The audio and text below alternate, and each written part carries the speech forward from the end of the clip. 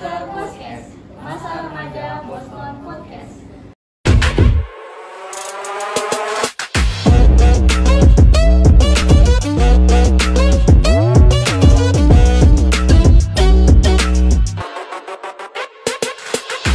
Wow.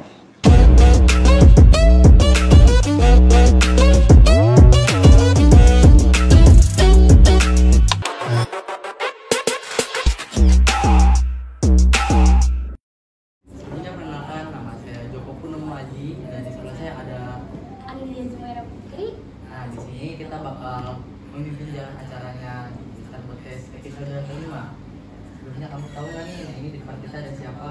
Kira-kira siapa ya, Kak? Yang kelihatannya sih ganteng nih kakaknya nih, ganteng, keren nih kayaknya keren. Pengusaha kata ya, Kak? Oh, pengusaha ya?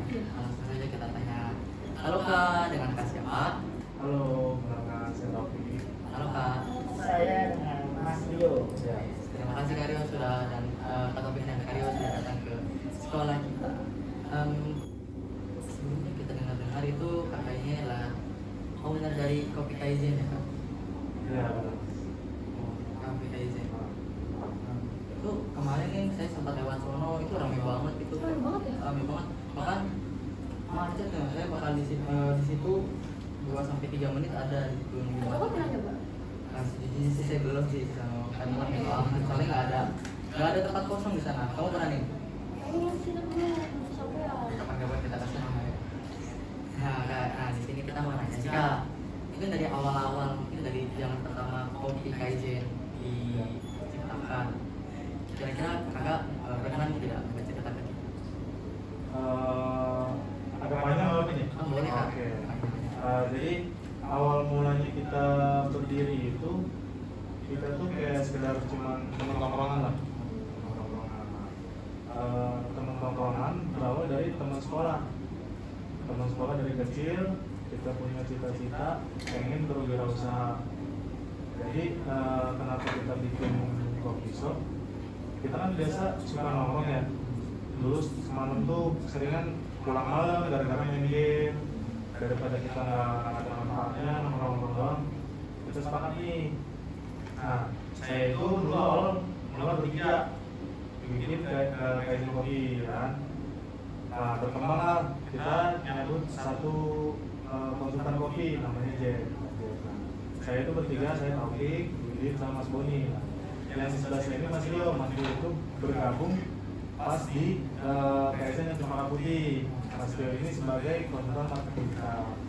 Nah, awal mulanya kita berdiri itu pertama itu kita kan diriin KSN Kopi yang di Kemayoran.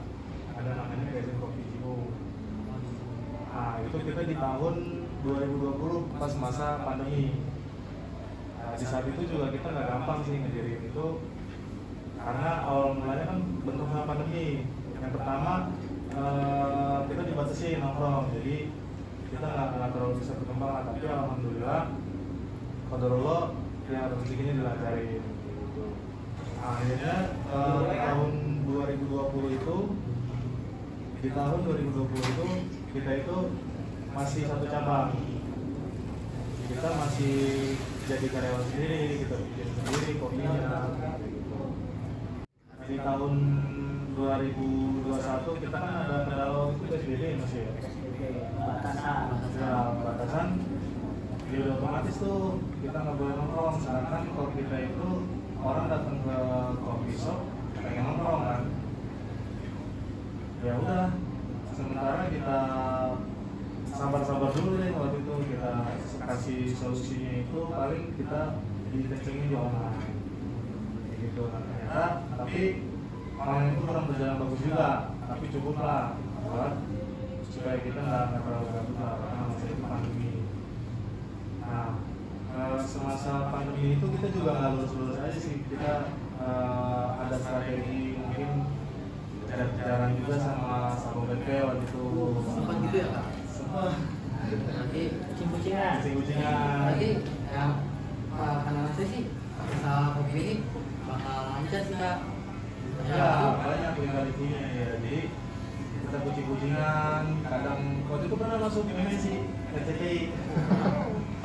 Kebetulan diliput gara-gara kita melanggar kebijakan PSBB karena kita masih buka begitu.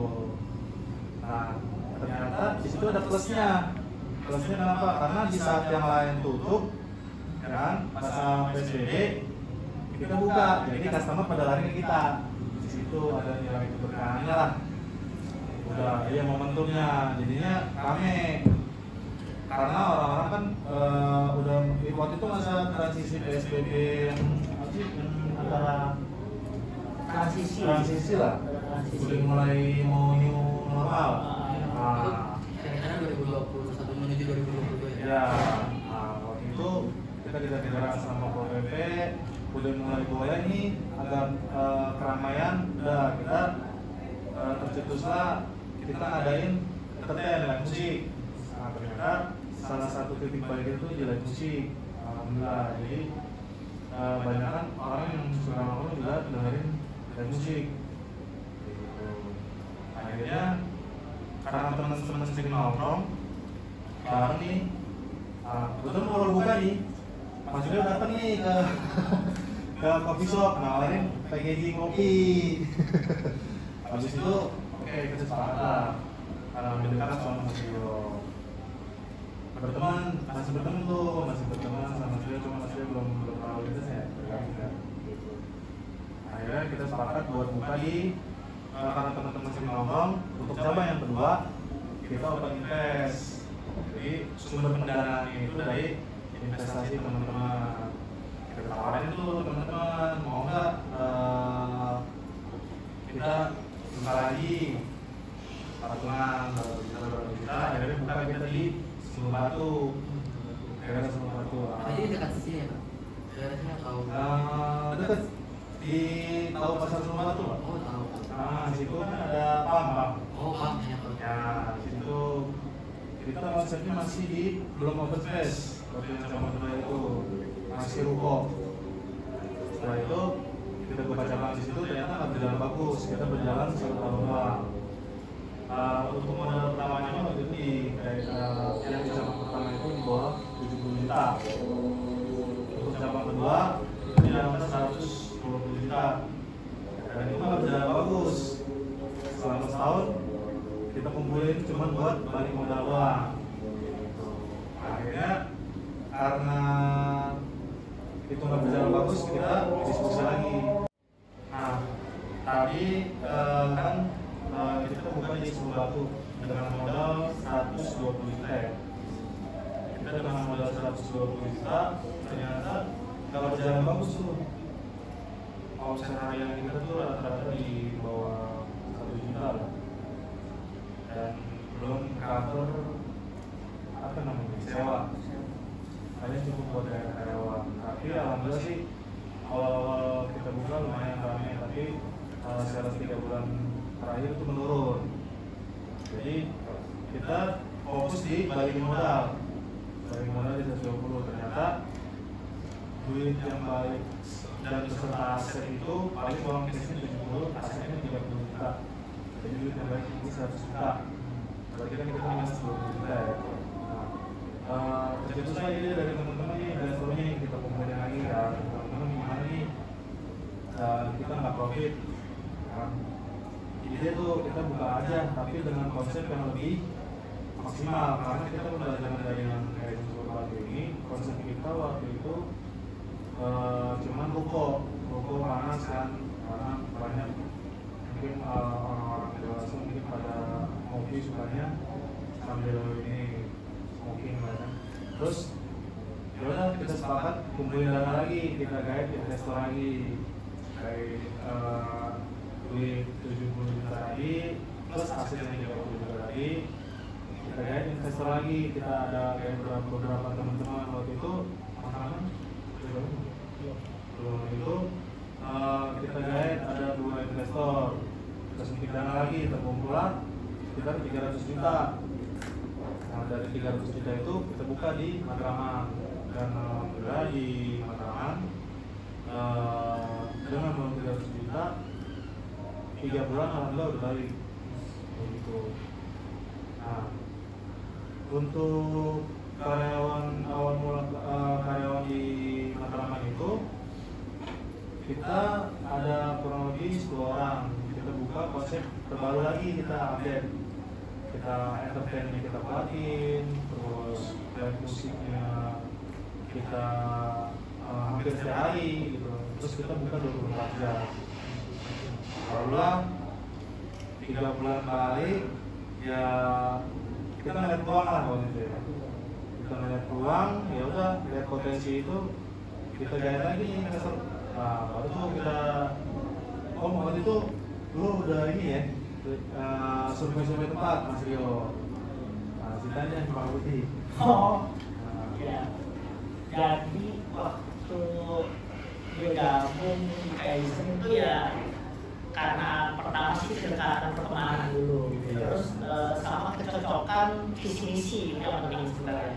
Kalau kita mau bisnis itu harus satu tujuannya membangun bersama aja dulu, sama ide-ide sama visi misinya. Oh cocok nih, oke berarti udah klop. Berarti ke tahap berikutnya sebelum ada kerja sama bisnis, coba kita cari peluang potensialnya di mana nih daerah-daerah yang kira-kira masih mobilitasnya menunjang. Akhirnya saya sama dibantu ditemenin sama Mas Wid, sama owner juga ya. Coba muter kira-kira peluangnya di mana. Ternyata dari Jakarta ini masih luas potensi peluangnya nih. Akhirnya kita milih di Cempaka Putih tuh di jalan. Cempaka Putih itu sebenarnya ya 50-50 juga Mas Nopi, kayak Itu konsep yang begini tuh luasnya itu hampir 800 meter persegi. Nah di situ kita mikir ini berarti nilai proyeknya bisa besar banget. Pertama dengan luas tanah segitu nilai bangunnya lebih gede, terus sewanya juga pasti mahal karena pinggir jalan strategis.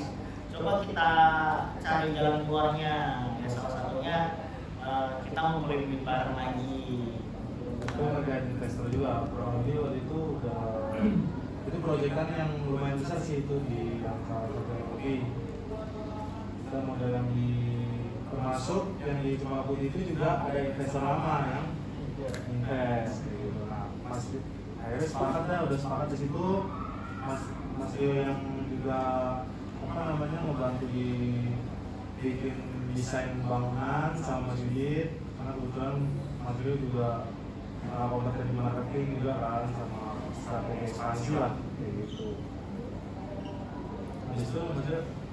Iya, karena teman-teman udah sepakat, oh ini kita udah nentuin, ya udah kita coba gitu ya. Akhirnya balik lagi Mas Topik yang itu sama Mas Doni, itu dia spesialis itu rancangan bangunan ya.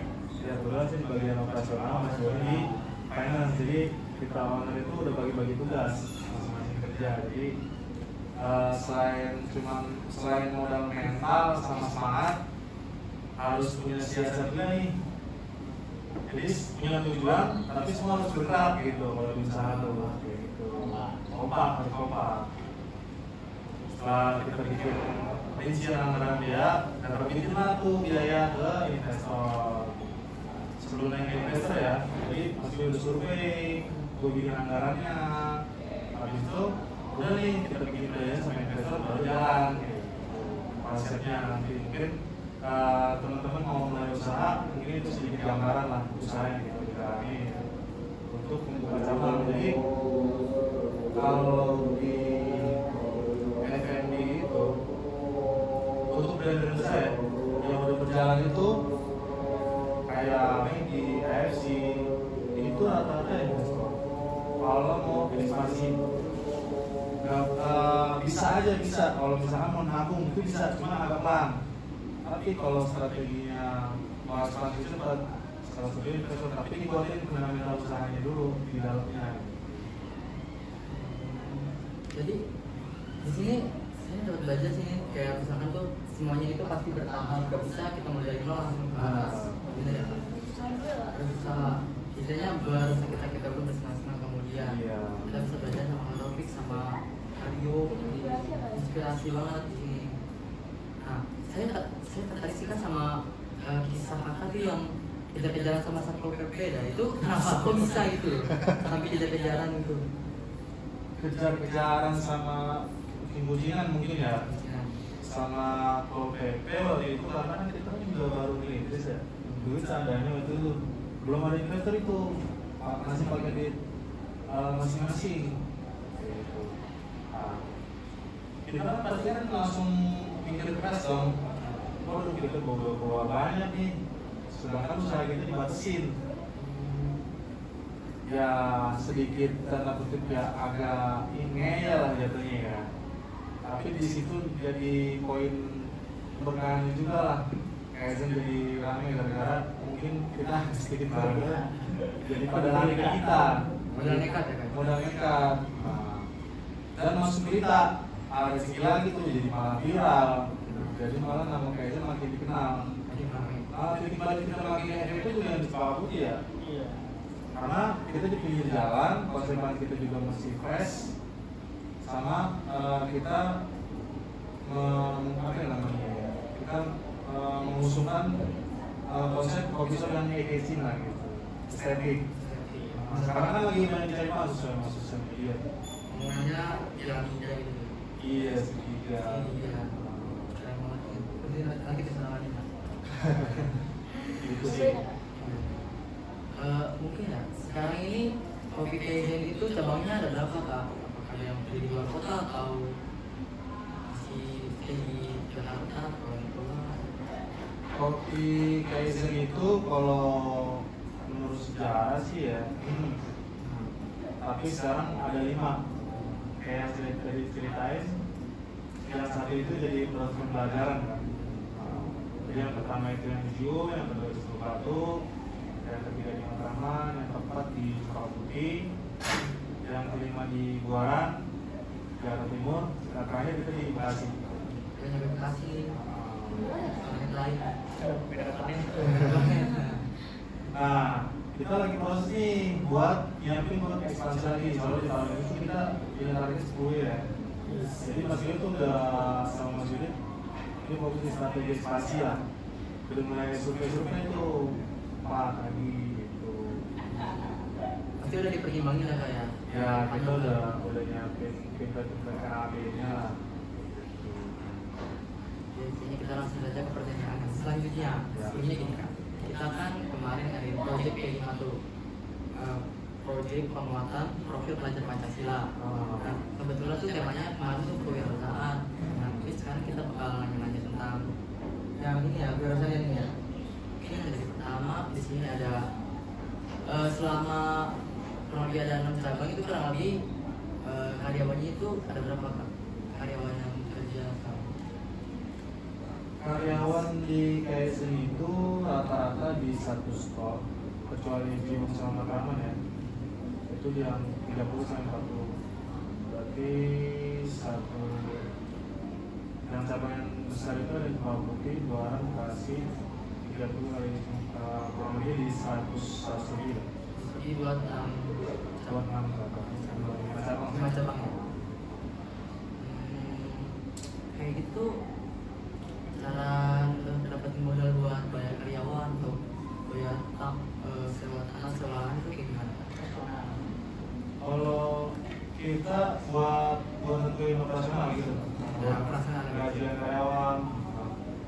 Kalau di keuangan itu, akuntansi itu kan prinsipnya ngepot-ngepotin duit ya. Mana yang buat keuntungan, mana yang buat karyawan, mana yang buat produksi, ada yang namanya joges.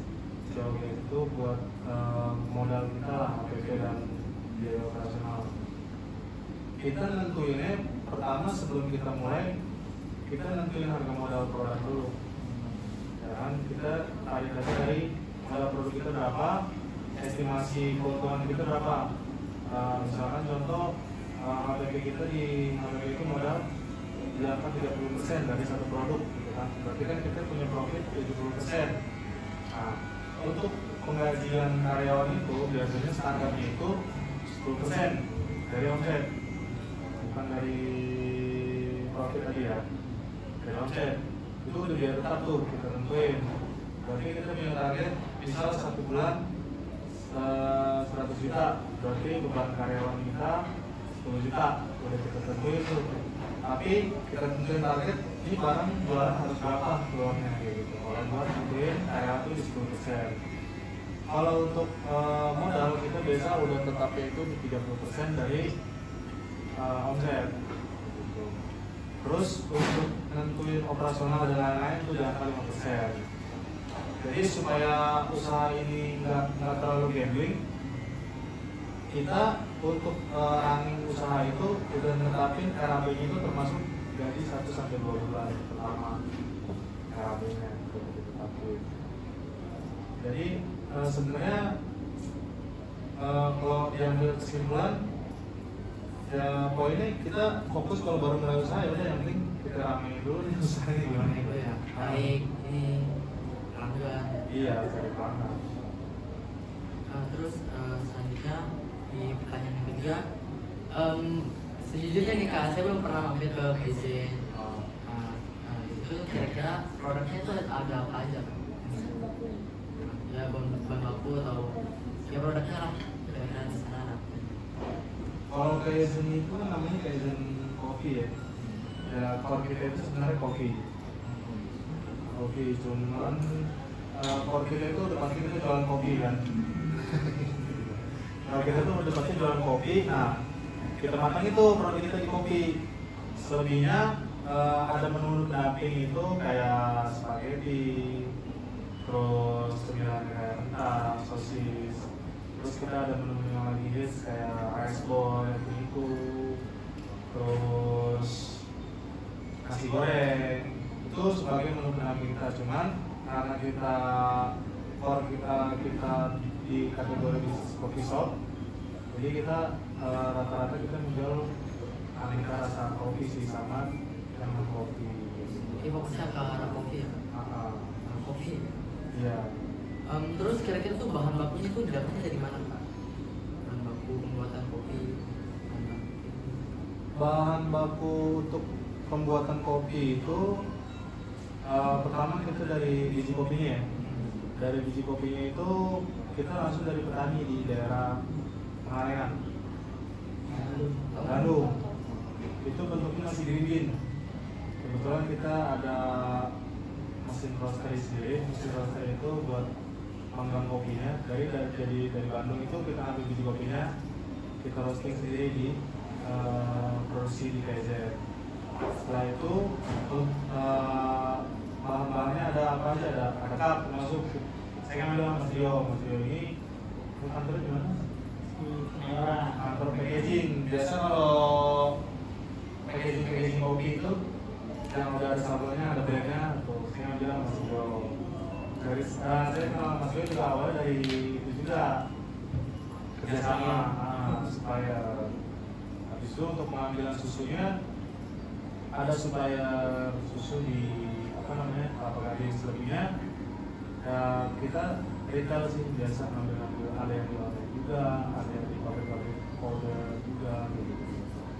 Jadi banyak ya Kak. Itu salah satu dari konsumen juga biar ada yang suka kopi bisa pesan.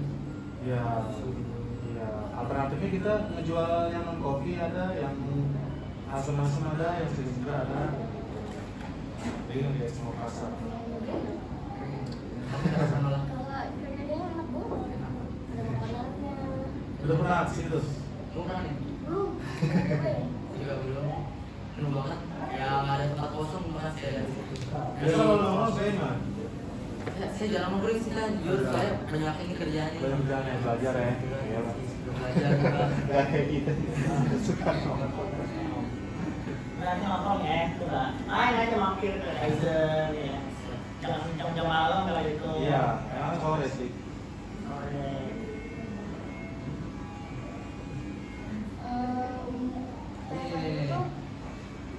Kira-kira siapa sih target buat produk sama jasanya kopi Kaizen? Target pasar kan? Target pasar maksudnya.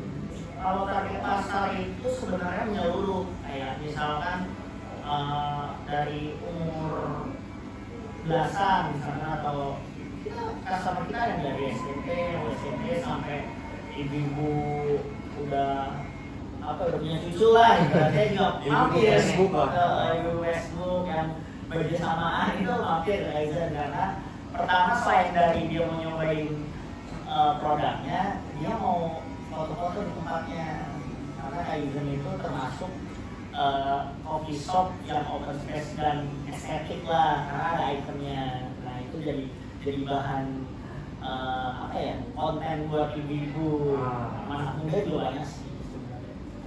Berarti yang hits sih ya. Iya.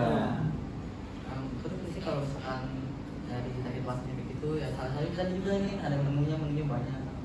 Ya, misalkan ada anak kecil yang suka kopi bisa ya beli kopi. Itu pasti kan kalau jualan tuh ada saingan ya. Iya. Itu gimana sih cara ngatasinnya? Cara ngatasin saingan pasar. Kita Kalau ngatasin persaingan ini kan kebetulan nih masih hot issue nih di Kaizen itu. Kebetulan di tetangga kita itu ada yang sama persis nih, benar-benar niruin Kaizen, sama persis bangunannya. Nah, strategi kita apa? Yang pertama kita berwirausaha udah pasti yang kita jual produk. Nah, untuk apalagi sekarang coffee shop itu udah menjamur di mana-mana kan. Yang pertama kita keluarin produk. Kemarin itu kita baru pembenahan juga tuh masalah produk, kita evaluasi. Selalu lah evaluasi produk tuh selalu lah kita evaluasi produk, rasanya udah enak belum, kita tester lagi ke customer, kita kita jajalin lah gitu. Oh ternyata masukannya gini, kita selalu terima insight. Jadi pentingnya berwirausaha kita juga harus open mind. Menghadapi tantangan persaingan kita juga harus menampung keluhan-keluhan customer. Yang pertama kita buatin produk baru, kita buatin di inovasi. Kita kan konsepnya Kaizen musik social space ya. Nah, social space ini apa? Sama musiknya ini apa? Udah kita buatin entertainnya juga. Kita undang artis. Kemarin itu sempat Jiros, Property mungkin nggak relate kali ya dia untuk adik-adik ya udah bukan zaman. Saya suka permainan. Oh iya. Nah, terus band-band yang artis nasional lah. Jadi untuk menghadapi tantangan itu salah satunya kita buatin di brandingan kita gitu. Salah satunya apa? Ya itu tadi entertainnya, marketingnya kita buatin lagi, mungkin udah sosial medianya kita buatin lagi gitu. Jadi di bisnis itu kan nggak selalu customer lama ya, nggak ada customer yang setia. Jadinya kita selalu cari customer baru dengan cara itu, kayak gitu. Pertama produk, baru marketing kita buatin. Inovasi terus lah buat menghadapi gitu. Berarti sih kayak bertahap gitu ya. Iya.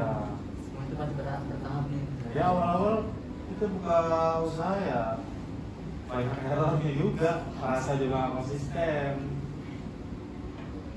Terus ya banyak lah pokoknya, komplainan juga banyak, durasi lama. Kita evaluasi di situ. Mungkin dari diri saya sendiri aja pengen nanya ke Mas Rio, Aryo. Ya. Kan kakak bisa bilang kayak desainer gitu ya kak. Nah, jujur nih saya dari kecil waktu itu ada keinginan untuk cita-cita mau jadi desainer. Kira-kira hal-hal apa aja yang penting buat kita terapkan lah buat menjadi desainer buat kita sampai sebenarnya gini, mimpi tiap teman-teman itu bisa digapai ya. Makanya hidup berawal dari mimpi ya benar. Soalnya ketika mimpi itu kita pikirkan, mimpi itu bisa berubah bentuk jadi rencana. Ketika rencana itu kita ucapkan, rencana berubah bentuk lagi jadi komitmen. Nah, ketika komitmen kita jalani, itu komitmen bisa jadi kenyataan. Itu intinya. Makanya orang-orang yang mikirin hal positif itu kejadiannya positif. Orang-orang yang mikirin hal negatif kejadian negatif.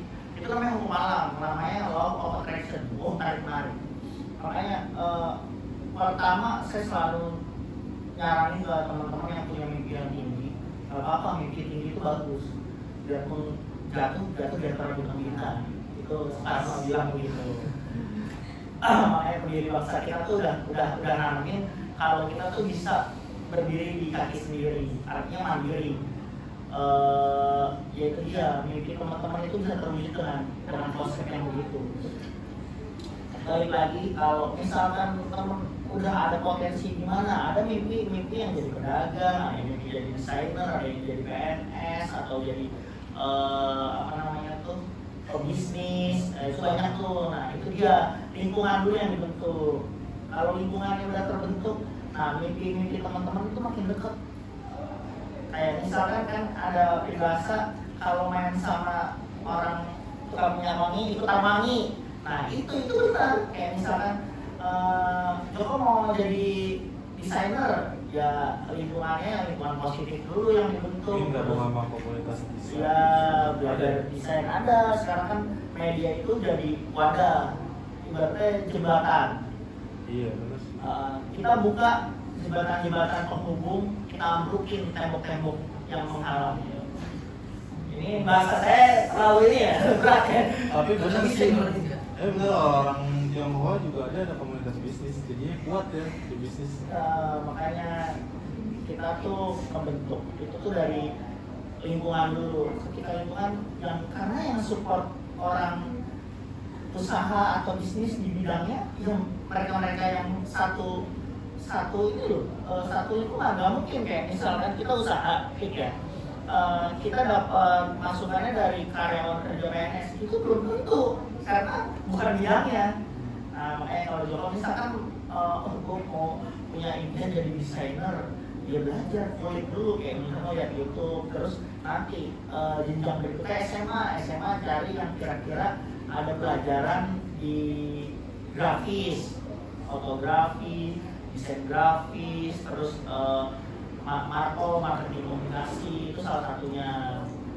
Nanti kita kuliah masuk lagi ke jurusan yang kira-kira kampusnya spesifik di desain. Banyak itu sekarang kampus-kampus sekarang udah ada yang namanya di kafe desain komunikasi visual. Itu jurusannya saat ini lagi digandrungi lah. Nah, Bang mau jadi apa? mau jadi apa? Ya, apa ya kak, kalau misalnya ditanya mau jadi apa, kayak pribadi banyak lah mau jadi apa. Oh, iya. Yang tadi jadi desainer ada. Bisa sih ya, dari SMP ya. Bisa, Ada enggak. komunitas juga. Ya, ini nanti mau jadi apa nih? Aku belum jelas sih. Nah, pilih Jadi dokter lah. dokter. Iya, cita itu yang ini sekalian. Bisa masuk PLN dulu ya kan. Nah, jadi saya juga belajar nih, kalau misalnya kita mau mencapai satu yang ingin kita capai, kita tuh harus konsisten. Benar nggak? Iya. Dan kita nggak bisa kalau misalnya mau, wah, saya mau jadi ini nih, tapi saya hari pertama rajin, kemudian udah masuk udah program. Iya. Emang gue ini itu emang semuanya. Sistem. Mungkin sini satu pertanyaan lagi ke terakhir. Ya. Apa ya, kesan-kesan buat mungkin kita yang mau bikin usaha, mungkin kayak Coffee Kaizen gitu juga kayak gitu. Kesan-kesannya apa? Mas Biar dulu deh. Oh, Dari Mas Firu. oke. Kalau pesan-pesan buat teman-teman sekalian yang kayak kira-kira punya mimpi, ya mimpi itu apapun ya, nggak harus jadi pengusaha, udah jadi ya misalkan di bidang kayak PNS atau abdi negara atau dokter yang bidang jasa, kayak itu dia kita punya potensinya di mana dijalani konsisten, benar, terus lingkungan yang positif sama kayak support orang tua, ridho orang tua itu penting ya. Saran saya sih itu dulu yang dijalani, kayak belajar terus gitu, belajar fokusnya belajar terus restu orang tua, ridho orang tua itu penting banget, sama lingkungan yang positif itu sih. Lanjut oke. Kalau dari pengalaman saya, kiat-kiat buat sukses itu yang pasti yang pertama itu kalau kita masih sekolah, yang pertama udah konsisten dulu aja nih di sekolah tuh, harus disiplin dulu lah. Terus yang kedua, orang sukses itu rata-rata ya itu patuh sama orang tua, patuh sama ibunya, patuh sama bapaknya. Itu yang saya dapat sekarang. Alhamdulillah. Dulu jujur saya itu nggak dibilang pintar, nggak juga dibilang bodoh, di tengah lah. Cuma sesekali dapat lah 10 besar gitu. Tapi ada di mata-mata pelajaran yang kita juga nggak ngerti. senangnya dulu matematika sama olahraga. Tapi kayak di mata pelajaran yang Bu Surya ini, kayak hafalan lah IPS itu, aduh ampun kalau hafalan gitu. Jadi nggak semua ada mata emang nggak bisa ikan dipaksa buat manjat pohon ya kan. Kayak gitu. Jadi apa yang sekarang disenengin ditekunin, yang nggak seneng ya udah karena ini kewajiban kita sekolah, ya udah cukup dengan kita nggak atau kita nggak merah, kelas itu aman. Tapi untuk yang disenengin ya udah tekunin, konsistenin. Jadi soal itu pasti bakalan jadi. Terus yang ketiga itu, yang sukses itu salah satunya jangan lupa buat beribadah loh. Kalau yang saya target buat sehari-hari ya, itu udah pasti sejalan di orang tua, di orang juga. Kita itu mulai usaha juga prosesnya. Kalau kita mau invite, kita tuh ada kita sisihin buat zakat poinnya. Kalau alam mungkin kalau rezekinya itu salah satunya dari situ. Jadi jangan lupa sama Allah gitu. Kalau buat sukses, konsisten, berdoa, udah jalanin aja. Jangan lupa sama dibantu orang tua juga. Kayak gitu. Tekunin lah itu. Saya banyak belajar nih dari mereka berdua.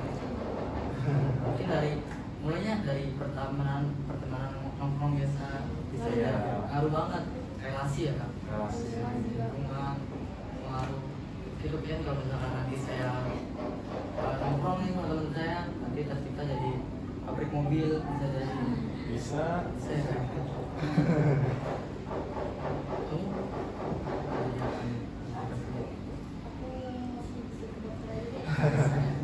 Gak apa-apa, tekunin aja. kita masuk kamera aja nih. Iya. Penny ya. Kayak di ada ya. Kayaknya gitu aja wawancara dari Mr. Boskes ini. Oke. Terima kasih kak sebelumnya. Terima kasih udah Buat teman-teman cerita Terima kasih, teman-teman. Mario dan juga kakak ini sangat menginspirasi Menginspirasi. kita.